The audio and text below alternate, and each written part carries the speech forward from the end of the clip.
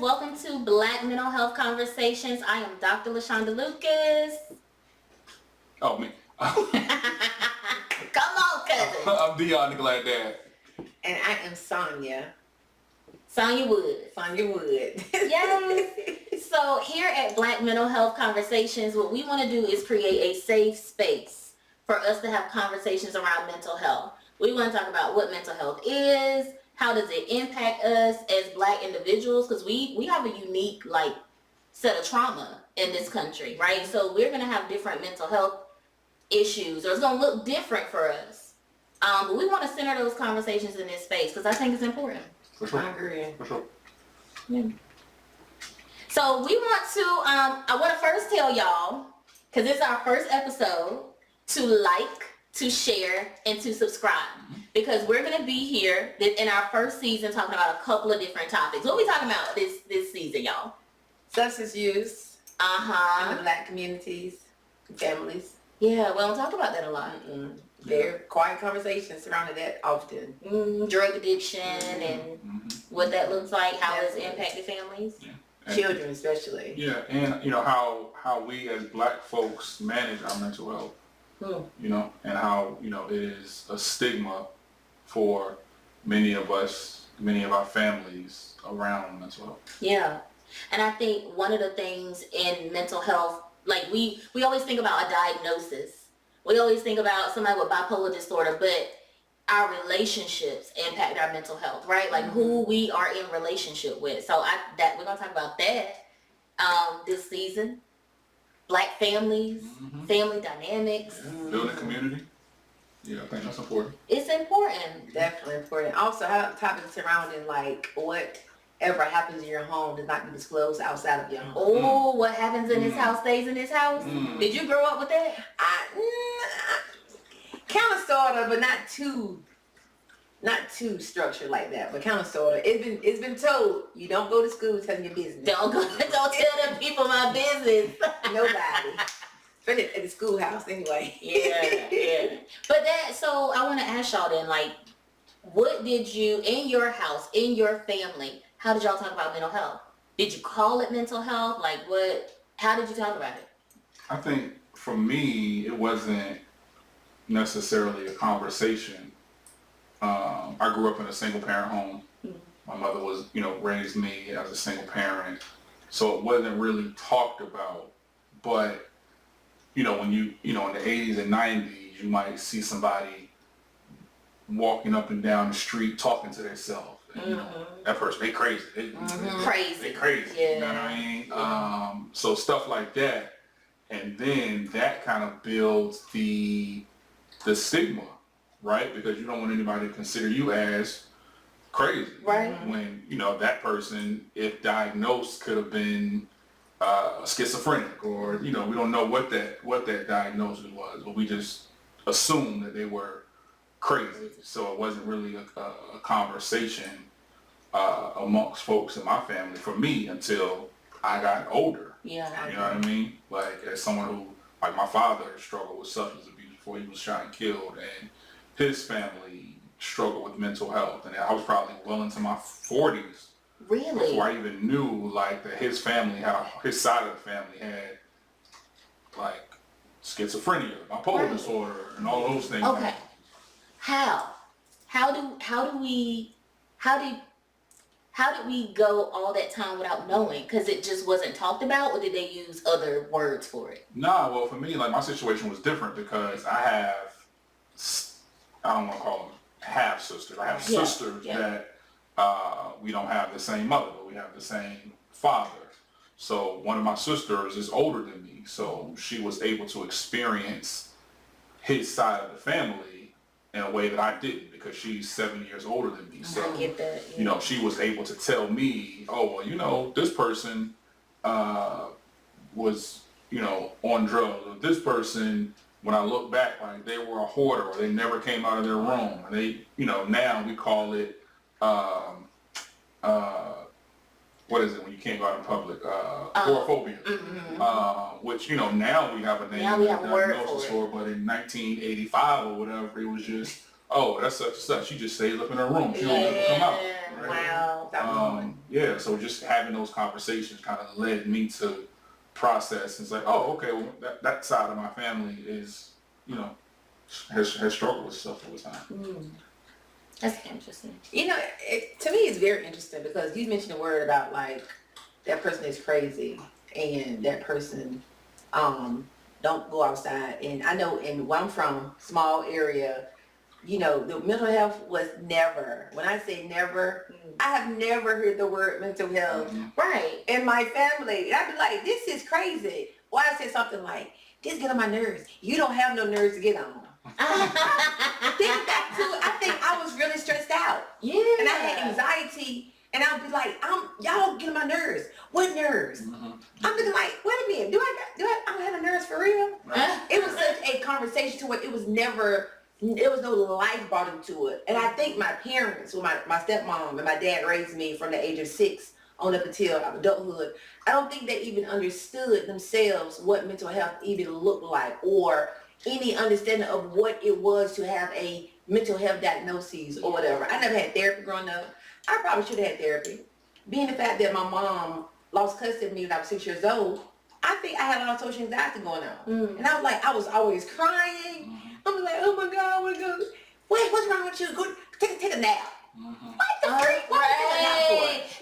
That's just like the ginger ale and crackers. For every time you take ginger, like take a nap, you're gonna wake up feel better. Yes, a nap. Now I'm looking like, yo, guess what's not right? Right. But they did not know. So it took me, as adulthood, it took me a while now as a older person to forgive the space of them not knowing how to help me.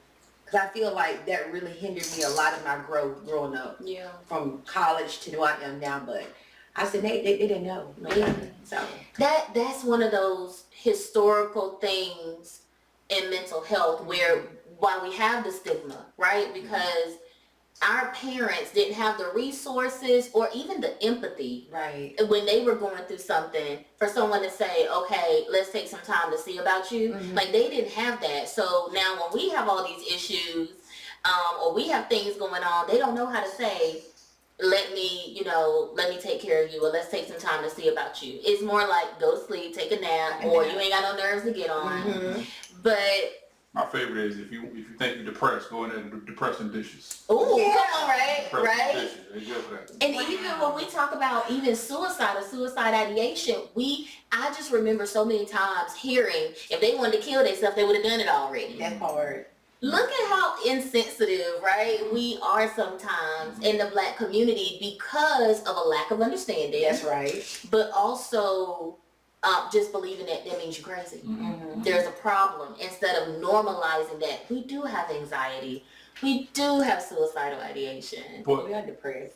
Also, I think historically for us as Black folks, the issue, it also stems kind of from our dependency on religion, right? Because, you know, historically, like we are a people who firmly believe in God, and we believe in, you know, pray it away and pray about it and all of these things. And if you believe, then it's just going to go away, right? So oftentimes we were taught that the two things couldn't coexist. Right. Like you don't need to go see a therapist because cast all of your problems, right, at the feet of the Savior, right?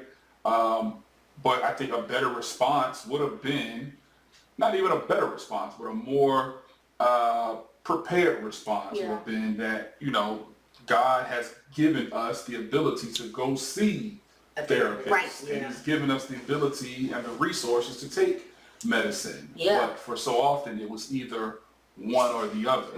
Now I think as people have become a little bit more aware, we know that we can do both. We can have faith, we can believe, but we also can still go to therapy, right? We can have Jesus and a therapist. We can, and they both can work together for our good. Right. No, that's important. As a therapist, I always tell people, like, my job is not to save you or to necessarily change you, but to help you become good soil, right? To help you be open to healing and growth and all of those things. And so, and if you are a believer in Christ, right, to help you be ready and open to whatever God wants to do in your life. So I work together with your faith. You know what I'm saying? But just to help you be open to it, because when we don't unpack things, when we're walking around with the mental health challenges, we're distracted. Things are distorted. We're dysfunctional. Like, it's just a lot that we can't do. It impacts our relationships, our finances. Mental health is just important. For sure. It impacts everything. So we have to have these conversations, right? How do Black people perceive mental health? So if I were to say, Sonya, what is mental health? Me speak to me now or in my community? If you could, how do you perceive that the Black community, defines mental health? Well, honestly, I'm gonna talk about my community, where I'm from. Okay. They define mental health as being somebody who just don't know how to manage their feelings. What I've heard and seen is that they identify mental health as just somebody who just got something going on, they can't really understand it, so therefore they are crazy or they need to be somewhere. Or it's not identified as a problem. It's more of like, if you can, like, back it up. My cousin had mental health challenges. He was 22 years old. He unalived himself. My cousin, who's completed suicide. Yeah. Okay. I just want to make sure so they you're right. They know what you mean. Yeah, completed suicide. Yeah. Definitely. His mom knew that he had these challenges, but it was more like he just who he is. This is who he is. It wasn't a conversation surrounded like maybe something happened to him. Maybe he did have challenges. It's not like that. Now, as an adult and been through my own challenges, I learned that mental health is more about understanding that people do have things that happen in life. We don't have the same way of coping with those things, but when you do have things happen, how do you use your coping skills to get through those things? Because what can be small to you may be a large to me. And it's being sensitive to people's needs. Because I know me, I'm very sensitive to people's needs. But my community is not like that. It's not even, no mental health agencies there, no facilities there. You have to go like forever a day to get somewhere to get treatment. It's horrible. It's horrible. And then, as you say that, you said being sensitive to people's needs. I just, in my mind, I saw a white girl. Like, oh my God, I'm not feeling it, right? And how we run to her rescue. Because we're sensitive to her needs. And we're, indoctrinated or whatever to respond and be sensitive to their needs. And we don't see that as like problematic. It's expected that when she cries, we respond, but we don't do that in the Black community.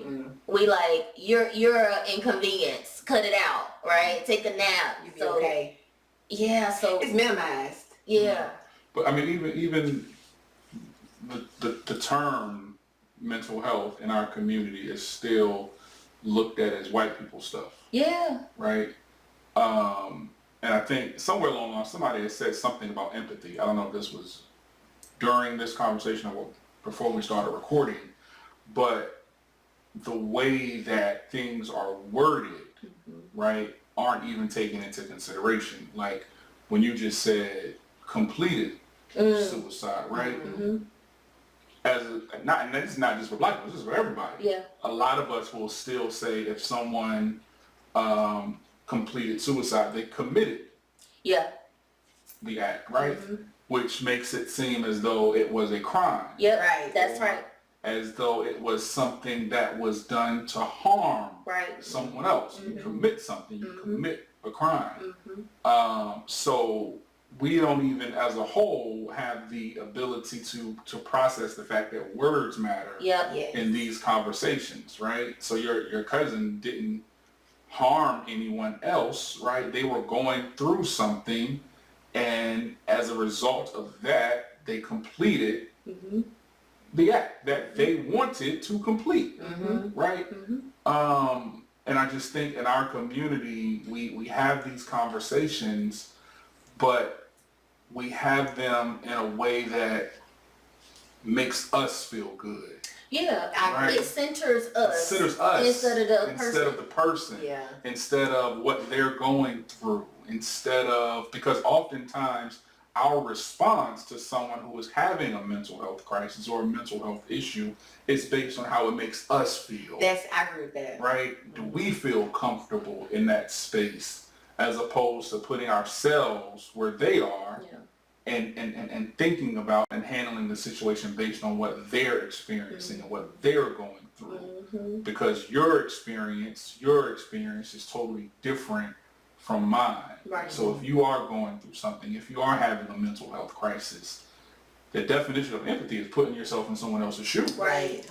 Yeah. So if I'm not putting myself in your shoes, then I'm not empathizing with you. Right. I'm still centering on myself and how it is an inconvenience for me. And how? Because we came from being a collective people. So when did this shift?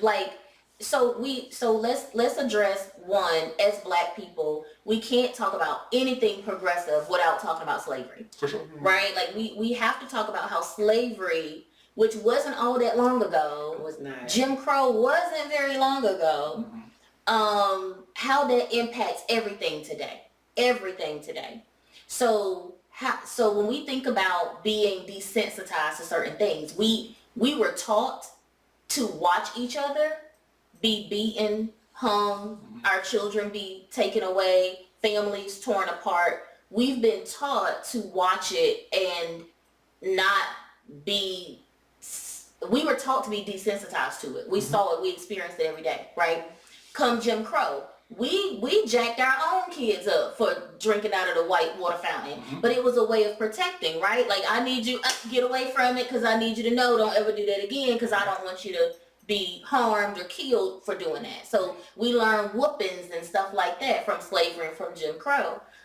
So we were kind of taught to be desensitized. Now you come to today when we're watching police officers kill people. And I don't know about y'all, but when I'm watching that, I'm looking at all the people standing around, filming it. Videos, yeah. And I have two sides of I'm so conflicted inside because I'm like, thank God somebody filmed it, okay? Because if they would have jumped in, we wouldn't have had to film. But on the other side, I'm like, I need somebody to jump in. Y'all know this ain't right. Something got to happen. And then I understand if you do, you're going to be killed too. So we are just taught to be desensitized to trauma and things that we experience. And it just now is in the area of mental health where put your feelings to the side, like you said, right? The feelings, someone who can't manage their feelings. That's all it is. And put that to the side so that you can move on and do this thing. And I talked to my husband, who's also the tech guy behind the camera. Hey, our engineer, our tech guy behind the camera. I tell him because our personalities are very different. Right. By the way, he's biracial, so he got a white side so I blame a lot of stuff on. I be like, this your white side. I say to him, you can't care so much about the task that you forget about the person. And I think in a Black community, sometimes we get there. We get it done, push through, look strong instead of caring about the person. Right. Go ahead. No, you can go ahead. I think you may have more input on this part than I do. I think that I think you touched on several points, right? And I wanna kind of go back because I want to address it chronologically more than anything, because I think that as collectively as a people, we have been conditioned to. That's the word I was looking for. Right. I'm picking up what you're putting You down. moving? Hey, come on, cousin. I think we have been conditioned to get away from the mindset of a collective, of us being a collective unit as a people. And I think that can, of course, be attributed to two things. You mentioned one being white supremacy, Yeah. right? But the other is capitalism, Yes. right? I think we can't have a conversation about how we have gotten away from what we were as a people without talking about capitalism, right? Because now it's not about us collectively, it's about me. Yep. It's about what am I doing for me and mine. Yep. Right? So I think over time we have forgotten about like those core values, and those core values that kind of brought us together when we were all together on the slave ship, or you know, as kings and queens. That's right. You know, before we came here, and then to kind of move into this space where we did have to, we felt like we had to physically discipline our children as a way of protection, and that has now spawned spankings and beatings and, you know, physically, and, you know, we can talk about that a little bit differently, but that has kind of gone into, this is how I respond to you as a child when you get out of line. I'm going to spank you. That's the only thing I know. That's what I was taught. That's effective. That was it don't work. Just say that it don't work. But then to now create a space to whereas when we look at our trauma, we're able to see our trauma on a phone, on a camera, and it's right in front of us. So like that response that you have about wanting people to jump in when they see, I don't have that response. And the reason I don't have that response is because I don't watch those videos. Gotcha. So I don't know, we can go all the way back the last 15 years from when they strangled the guy in New York for the cigarettes. Eric Garner. Yeah. I don't know what none of that stuff looks like. You never watched it? Never watched it in its entirety. None of them. I can't. So that was intentional. Like, Absolutely. I hear y'all talking about it, but I can't watch it. I cannot.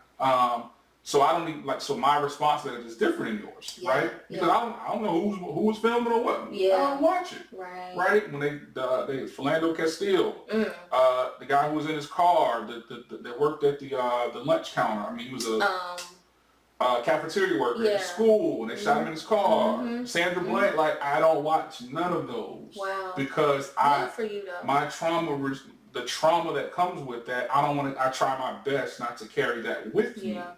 But that goes to show that the trauma that we as a people have been carrying for the last 400 or 500 years is now a part of how we are raising the next generation. So us as people who are in our late 30s, I'm pushing mid 40s. I'm not mid 40 yet. Okay. Getting there. Because you just had a birthday. Just had a birthday, so I'm not technically mid 40s. Two people just had a birthday. I think that those things kind of shape how we respond. Yeah. Right? Very much. And we don't think about the physical effects that those traumas have on us. Yeah. Right? So as Black folks, we already are predisposed to have high blood pressure and high cholesterol. And adding that trauma only exacerbates all of that. So when you look at, and I say that to say that we don't think about the trauma that we're putting on our children by doing things like spanking them, by doing things like being verbally abusive to them, by doing things like not showing them empathy. Right? So not only are we continuing the cycle of the trauma that came with us when we came to this stolen land 500 years ago, we're now putting this trauma of social media on them. And that's you kind of mentioned what they're calling trauma porn, where you watch it and then you can't stop watching it. And I fell into that. I'm so glad, like, you're literally the only person who's ever said they've not watched these videos. And I'm so glad, though, that you're an example of someone who has not, to protect your own mental health. I got into it so deep And it was at a time too where my blood pressure got really high. Like the doctors was like, okay, we about to put you on blood pressure medication. And it was, I think a lot of stress went into that. But like now that you're saying it, I'm like, that was a part of it, for sure. Because I care so much. Like my heart just, I keep saying my heart can't take it, but I'm watching it. Because I'm trying to keep up with it, and then I'm angry, even with politics and things. Like, we have to protect what we let in. I agree. You said the word earlier about being desensitized to certain things, and the mention about the videos of people being harmed, hurt, or killed. I think once you become so open to watching those videos over and over again, it's like, oh, okay. Oh, what's next? So now you don't even have the care about this person dying. Yeah. I care tremendously, but you don't have the care like, oh, okay. Because you're going to move on with your day. Next day, happen again, like, oh, okay. And then before you know it, you scrolling through your timeline, they go to video, this person's perspective, this person's perspective. Oh, here go the uncensored version of it. Oh, here go the audio version of it. You look like, well, dang, let me see what I found on YouTube. You know? Before you know it, you're looking like, wow. Then you at work, probably upset or mad about something that you had no idea what's going on the whole time because you had been triggered by something you've seen early that morning. And it's such as, I try best to be off, like I said before, I try to not be in those spaces where I'm watching those videos because in my mind, it gets overwhelming to me. It does not do nothing for my mental health. I be crying at home. I be crying like, oh my God, what's going to happen? Because it's sad. I'm like, these people got kids. They got nieces, nephews, mothers. To see these mothers keep on watching their kid being murdered or killed or whatever, it just overwhelms me. So I'm trying to learn how to not go down those rabbit holes, watch it, because it's not good for my mental health at all. And these kids who seen it, it's okay. Like, oh my God, you see that happen? They even have like people who died, like their autopsies are shown on the videos. Everything. It's too much. Yeah. My niece is 10 years old, and she is a YouTube and TikTok girly. I'm looking like, baby girl, this is not your tea. Don't do this. And how do we balance? Because my personality type is to gather information. Right. Like that's just a part of like, I want to know. All the data. Yeah. And then I be mad because I know too much. Right. So how do we balance like staying informed but also protecting our mental health? Like, what would y'all say to people? Because obviously we having a conversation, but we're very much aware that this is a podcast, right? We're very much aware that people are listening and we want to create this space. So what would you tell people? How do we find that balance of staying informed, right? Because we need to be informed. We got to vote on some of these issues, right? Like, we got to stay informed, but not letting it impact our mental health. Because I heard you say, like, there's times you're crying. Yeah. And I vibe with you, right? My blood pressure was up high. Dion is like, I can't relate because I don't even watch that mess. Right. But there's times like when we listen and watch these things and they really impact us. So what's a good balance? Like, what would y'all say to people is a good balance? That's a good question. I think that, like, you know your tolerance, and I think there's nothing more important than protecting your own peace, right?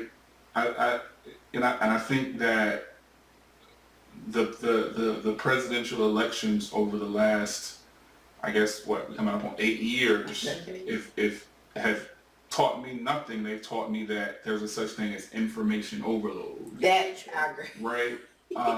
To whereas they got me the last two. They're not gonna give me on this. They're not gonna give me. You're gonna vote, but you're not gonna vote. do too much. I'm not gonna spend 9 hours a day watching CNN and MSNBC. I'm not doing that again. They got me. Like, they got me so good. I got a problem with my face. I was so locked in to, I'm talking about everything that happened. Rewind. Listen. Breaking news. It be the same breaking news that was 5 years ago. Oh my God. They start off with breaking news. Right. Like, and then like you figure, okay, well, they don't do breaking news on Friday. So why is it that no news comes out on Fridays? Right. Like, so I figured out the system. I'm like, this time, I'm not doing this. I'm gonna watch news for a few minutes a day. That's it, bro. Like, you're not gonna get me because I know the news stations are only concerned with getting ratings. And it'd be the same story from show to show. I don't care if it's Rachel Maddow. I don't care if it's it'd be the same story. With just different perspectives, like different people talking about it. Right. give me the meat, let me whatever, and spit out the bone. That's it. Right. I love that. Eat the meat, throw it in the That's bone. it. I'm not, no. No. These people will vote how they want to vote. I'll vote how I want to vote. And we're going to go our separate ways. I'm not getting it all. No, man. Call me when they start riding at the Capitol again. That's what I want to see. So did you watch that? Did you see some of that? I saw some of it. I saw some of it. That was a crazy day in my personal life. I had a lot going on that day. So I missed a lot of that. Yeah. So now I'm waiting for it to happen again. So I can. Because is it gonna happen again? You think it's gonna happen again? Oh, for sure. Yeah. Oh, for sure. Listen, if he don't win. Oh my gosh. They go nuts. What is wrong with? Couldn't have been us though. Oh nah. Couldn't have been us scaling the walls. Nah, we were locked up. Yeah, locked up. You didn't been down. First of all, you didn't been down there. Right. No, because who going to DC unless you trying to have a good time? I'm not going out there to fight. They was Black people don't do that. We don't go to DC to fight. We want to eat one That's night. it. We going to U Street. Exactly. That's it. We going to Or when Obama was there, now we were there. We were trying to celebrate. Yeah. It's a mumbo style. That's crazy. So, all right. So I had asked Sonya her perception of mental health, right? Mm-hmm. And you gave like a then and now. Mm-hmm. What about you, Dion? How do you think the community perceives mental health? Like maybe then, like in the past, they perceived it, and then like now. I think that it's getting better than it was. Yeah. I think in the past, again, that's white people stuff, right? That's not stuff that we talk about. We don't talk about suicide. We don't talk about suicidal ideation. We don't talk about self-harm. Mm-hmm. We don't talk about ADHD and ADD and depression and anxiety. We don't talk about all of these things in the past. Now, I think because of platforms like this and because we are now parents of young people who are so aware. Mm-hmm. So we talk a lot bad about social media, but these kids, they are very self-aware, mm-hmm. right? And they know like when they are feeling a certain way, right? They may not necessarily know how to express it, but they know that it's not just, I'm talking about black and brown youths particularly, mm-hmm. they know that it's not just considered as white people stuff anymore. Right. Right? Because they are now, to a degree, well versed in hearing these conversations about depression. Mm-hmm. And I think a lot of that, for good and for bad, can be attributed to like the music that they listen to. Yeah. Right? Because a lot of these artists are talking about depression. A lot of the music, is about emotions. Mm-hmm. Now, I take issue with the way that some of the artists handle the emotions and the way that they are kind of influencing our young people to handle their emotions, self-medicating, overindulging in sex, things like that. But I think that that's our jobs as parents to step in and say, this person, this song, this situation is about this. Mm-hmm. This is a healthy way for you to handle this. Mm-hmm. If it's a breakup, if it is, not getting along with your friend group, all of the things that as young people we go through, right? All of the trauma. And I tell people all the time, the thing that we as adults didn't go through that these young people did go through was this thing called COVID. Yeah. Right? So we will never know what it was like to grow up in a pandemic as a 12, 13, 14-year-old child. Yeah. I wouldn't trade places with them for the world. No. Me either. Right? No. School. Right. Right. You're unknown. Yeah. Like it was just so much on them. And, we think that COVID is done, it's over, but we don't talk enough about the long-lasting effects of that pandemic. And I think the effect on the mental health, because they didn't know how to socialize. Yeah. Right? Yeah. So now you already take a child who doesn't have the social skills yet, and you pull them out of school and they sit out of school for 2 years, so they don't know how to make eye contact when they're having a conversation. They don't know how to problem solve to a certain degree. So for them, it was hard. Yeah. And I think as parents, we had to step up and be sure that we are still guiding them in a way that takes that into consideration. That's right. We gotta be adaptive. We have to. I agree. You mentioned about the COVID situation, and like my nephew has autism, so I was thinking like him being out of school on a structured schedule, and then he coming home to an unstructured environment. It was so overwhelming, and I know that he was like, Auntie, are we gonna die? I'm like, we don't even know what's gonna happen because people who he may know parents passed away or kids in their class died from COVID. So all we know is that they're gonna die. When I was younger, if a hurricane came, I saw what happened to Dorothy on Wizard of Oz. Right. I was Gonna take you away, right? I ain't no different because all I saw was the house go around and swirl. Yeah. I'm like, oh my God, we're going in the air, we're gonna die. Oh my God. Because once again, that's all I saw. Right. So yeah, so my nephew now he's adapted to the fact that he's back in school now. So anytime he out of school for a couple of days, he's like what's going on? Like, how old is your nephew? He turned 11 on June the 19th. Oh, yeah. Another Gemini. Yeah. What's going on? And my niece also turned 4 on June 13th. God, these Geminis taking over. I've never seen so many Geminis in my life. Oh, definitely. So the adjustment of the COVID was real because even us being adults who had to go through friends who have died or loved ones who have died, and the kids out of school for 2 years, going to their classes, to help them with speech therapy or whatever. They didn't have that no more. They had just basically learn at home. And some of the parents didn't even have the resources at home to even help them in their spaces where they're most comfortable. Very true. So I just felt very sad for those kids. And there's going to be a long-term effect for them educationally, right? Which is then going to impact their mental health. I agree. So that's just crazy. I feel like for me, the then and now for mental health, like my family had a lot of substance use issues, like a lot, like a ton. And I know I have an aunt who we say she's diagnosed with bipolar disorder. I ain't never seen the documentation to know that, and I don't know how anybody else knows for sure, but we say that, right? And there are signs that I see now as a clinician that I'm like, okay, yeah, like I see some things. But we never talked about it.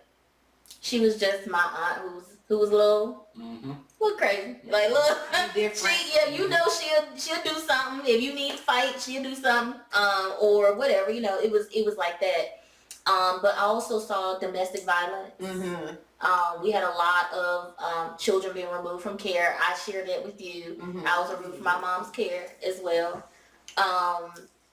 So we had a lot of that. So I think in the past we saw it as just a thing that nobody really talked about, but somebody was crazy or they ain't right, they're a little slow, they're a little special, or something is what, that's what we used to hear.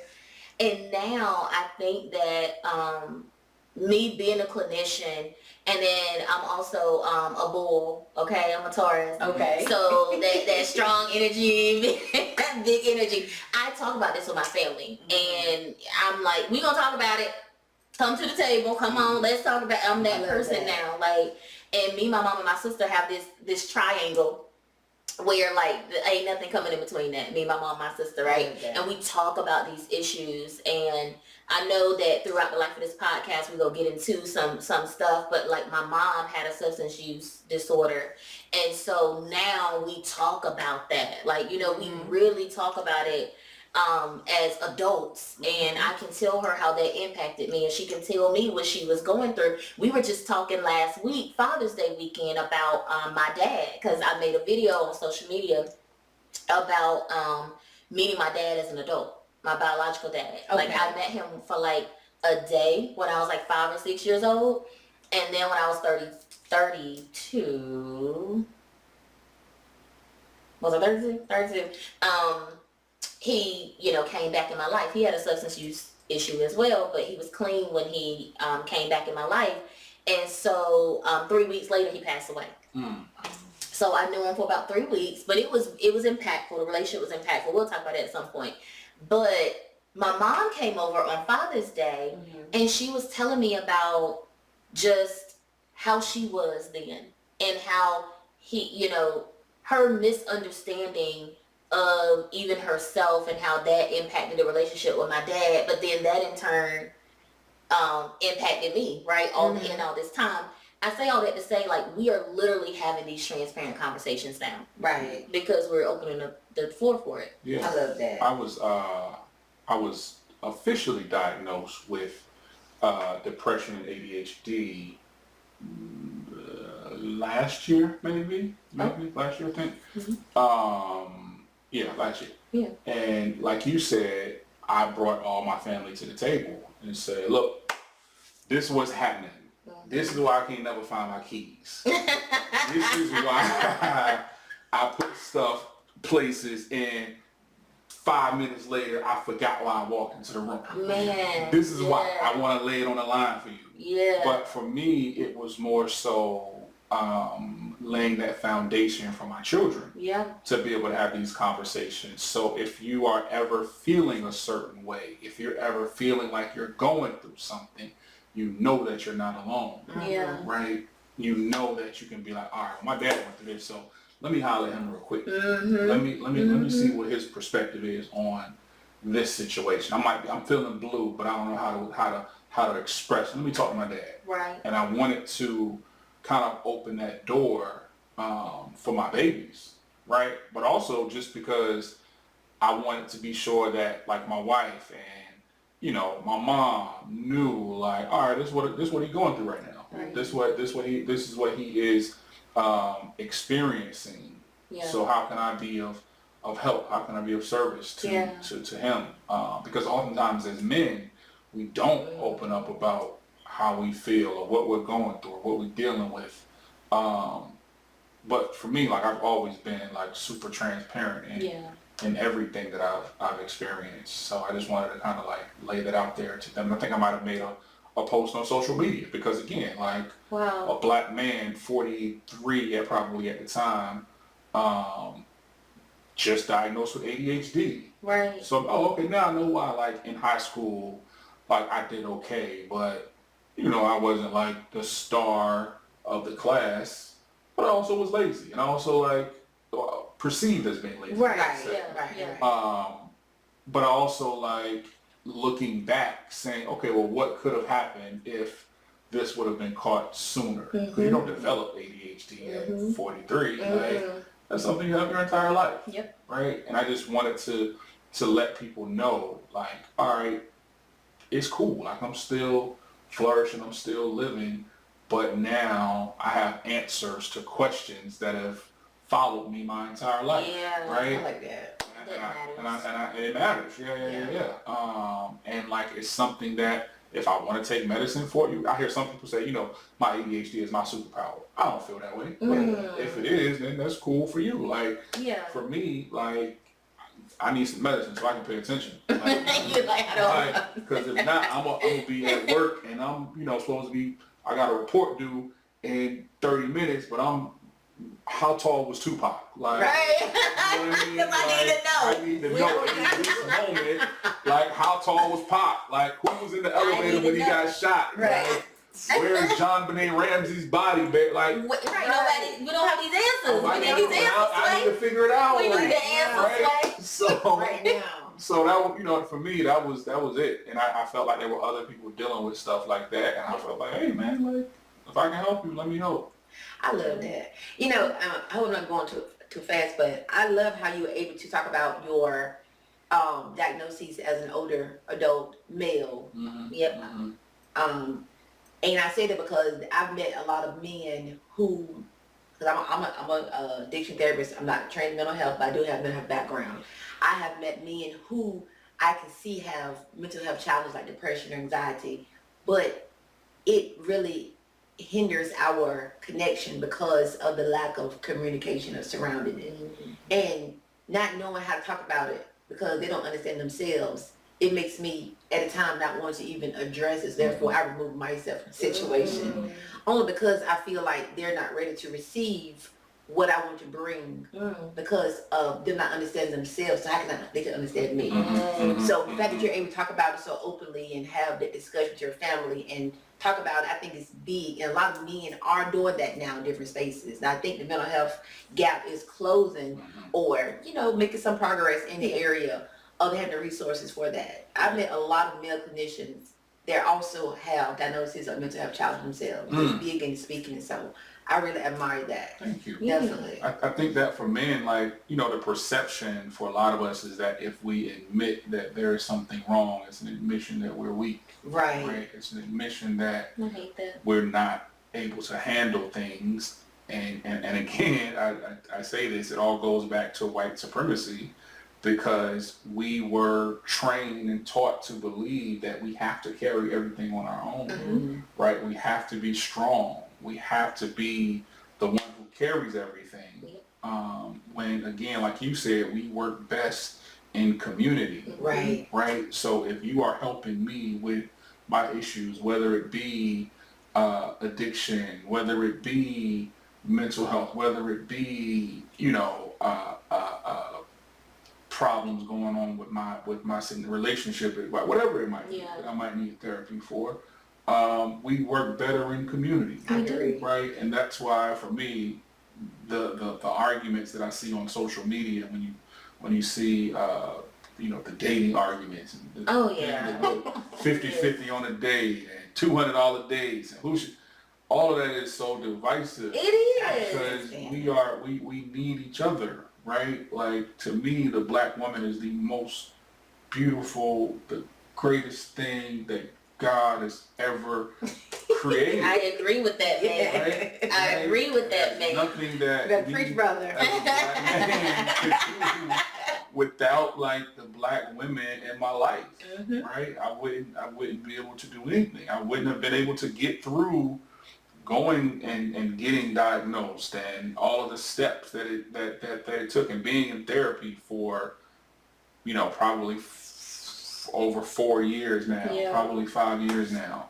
I wouldn't have been able to do all of that without the black women in my life. That's right. Right? That's right. Like, once I decided to really dive into therapy, it was because I wanted to help my daughter, who was 15 at the time, in the middle of COVID, like, struggling with, you know, her identity as a 15-year-old black girl. And, you know what I'm saying? Like, I wanted to be able to be there for her.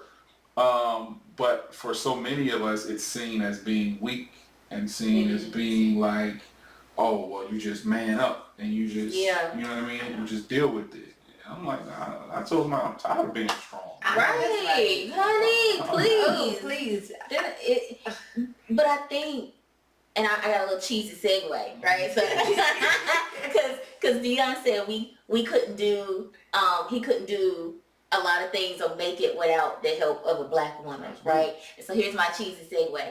We can't forward these conversations without y'all, right? I agree. We need you to share this space with us. Yes. Because we're going to be here having these conversations. We're going to be here being transparent and courageous, because it is not easy to share some of the things, because we're talking about our family dynamics. We're talking about our own mental health, and this was only the first episode, but we have so much more to share with y'all. So like, share, and subscribe so that we can keep this conversation going in this space. Definitely. For sure. Right? So cousins, we had this space today. We shared this time today, and we're going to keep it moving forward. So we'll see y'all in the next episode. Y'all want to say bye to our cousins? Bye, cousins. Bye, cousins.